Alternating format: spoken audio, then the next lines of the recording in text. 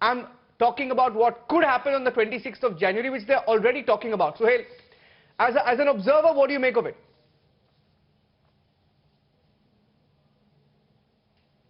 You made are absolutely valid. There seems to be a vested interest across the board. Let me first say, every one of us Indians worships, loves, respects, and adores our farmers as we must. They are our annadatas. There's no question about that. Number two, as I said on your program to Arnab last week, every Indian has the right to protest. But when protests are manufactured, when there is deception, when they are colored, when people are not told the truth, that's where the problem begins. I can speak on behalf of a few who have been tarnished or willfully tarnished. I used to sit for many years on the board of Reliance Retail. Reliance has been dragged into this. You know, they said Ambani, blah, blah, blah.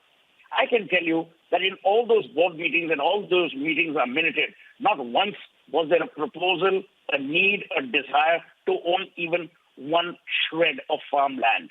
That has never been the case. For them to now use corporations to fire off their shoulders because corporations don't want to get into a slugfest is terrible form on the part of the Congress, people like Rahul Gandhi and Jairam Ramesh. Number three, please understand that many of the companies, especially Reliance in this case, which is being targeted, has always been a made of by and for India company. You can keep abusing.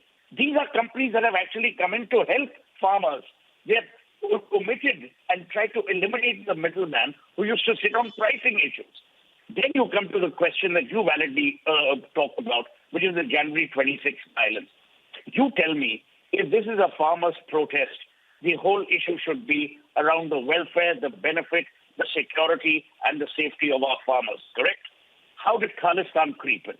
How did violence creep in? How did other issues creep in? They crept in because there was a larger, vicious agenda to destabilize a country which is finally back on its wheels after a horrific year of the pandemic. We have to recognize, Niranjan, that in this larger agenda, the only harm we are causing is to brand India, is to Indians, and to our farmer brethren. Farmers must recognize that these bills, which are today being obliterated, eliminated, and discussed by the opposition, were in fact the handiwork and the hand design of the opposition when they were in power. So I want to say the following. Number one, no corporation will and must or desires to appropriate farmland.